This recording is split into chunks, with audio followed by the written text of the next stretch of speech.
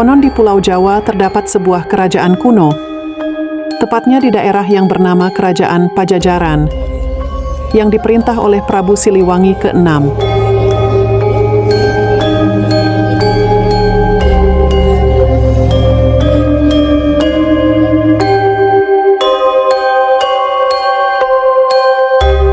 Prabu Siliwangi mempunyai kegemaran berburu binatang liar.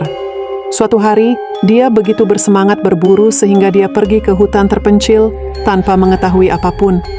Prabu Siliwangi tidak dapat menemukan jalan keluar dari hutan. Ketika Prabu Siliwangi berbalik mencari jalan keluar, tiba-tiba ia bertemu dengan seorang wanita cantik di dalam hutan. Prabu Siliwangi merasa lega dan segera menuju ke arah wanita itu. Setelah berkenalan, ternyata wanita cantik ini sudah lama tinggal di hutan. Wanita itu hendak membawa Prabu Siliwangi dan menunjukkan jalan keluar dari hutan, namun dengan syarat Prabu Siliwangi harus tinggal di istana selama beberapa hari. Singkat cerita, Prabu Siliwangi menyetujui syarat tersebut dan mulai tinggal di istana wanita cantik itu selama beberapa hari. Prabu Siliwangi jatuh cinta pada wanita tersebut dan menikahinya, sehingga Prabu Siliwangi tinggal lebih lama dari yang direncanakan. Selang beberapa waktu, Prabu Siliwangi kembali ke kerajaannya seorang diri tanpa istrinya.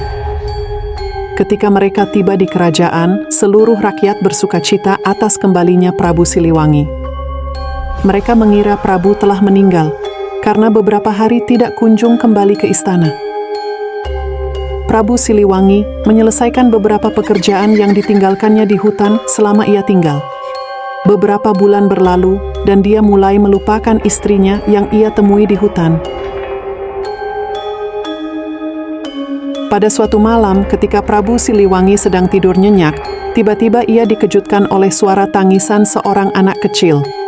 Prabu kemudian segera berdiri dan berjalan menuju tempat asal suara bayi itu, yang ternyata berada di depan pintu istana. Prabu merasa bingung dengan bayi itu, namun dengan kebingungannya ia tetap menggendongnya. Pada saat kebingungan itu, asap dan cahaya putih tiba-tiba muncul di hadapan Prabu Siliwangi. Perlahan-lahan asap itu menjelma menjadi sosok seorang wanita. Orang itu tak lain adalah istri Prabu Siliwangi yang dinikahinya saat kejadian di hutan pada waktu lampau. Wanita itu berkata bahwa bayi itu adalah miliknya dan meminta Prabu Siliwangi untuk membesarkannya seperti manusia. Sebelum dia sempat bertanya banyak kepada istrinya, dia menghilang lagi dalam sekejap mata. Prabu Siliwangi kemudian membawa putrinya ke dalam kerajaan dan menamai bayinya Putri Kadita. Putri Kadita tumbuh menjadi gadis cantik berkepribadian baik. Kecantikan Putri Kadita terkadang mengingatkan Prabu Siliwangi pada istrinya. Pada saat itu, Prabu Siliwangi pun berusaha mencari istrinya di hutan, namun sia-sia.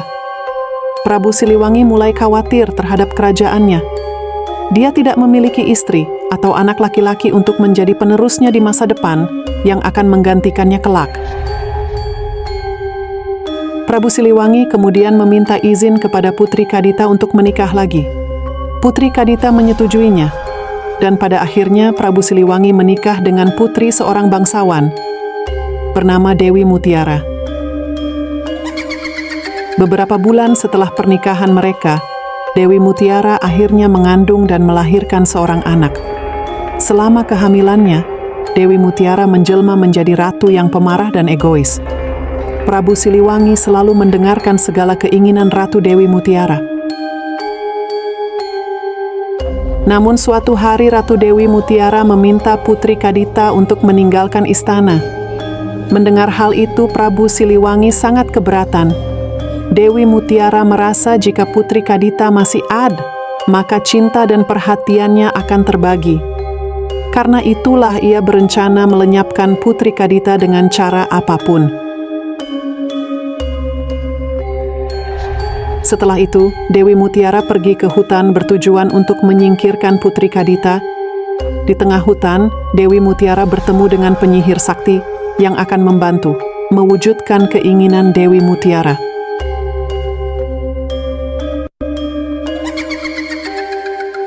Pada suatu malam, ketika sang putri sedang tidur, asap tebal berbau busuk tiba-tiba muncul di sekelilingnya, namun dia tidak merasakannya.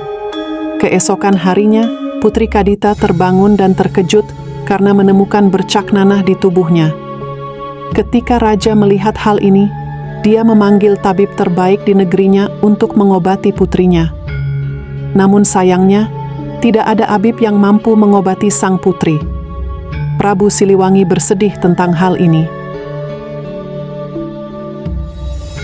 Di tengah keputusasaan keluarga Prabu, Dewi mengisyaratkan niat jahatnya untuk mengucilkan sang putri agar penyakitnya tidak menyebar.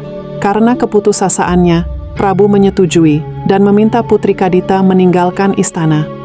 Dengan berat hati Putri Kadita meninggalkan istana dan pergi ke hutan untuk bertapa. Saat bermeditasi, sang putri mendengar suara yang menyuruhnya pergi ke pantai selatan. Putri Kadita yang merasa yakin dengan suara tersebut adalah ibunya, berlari selama beberapa hari menuju pantai selatan.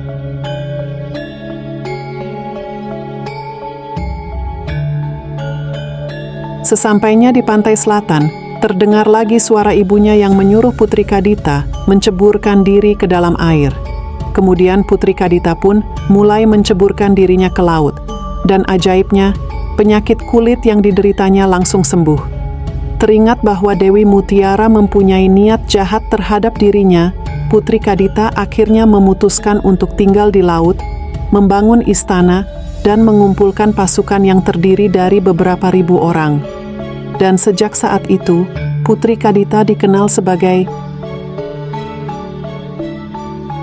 Nyi Roro Kidul atau Ratu Pantai Selatan.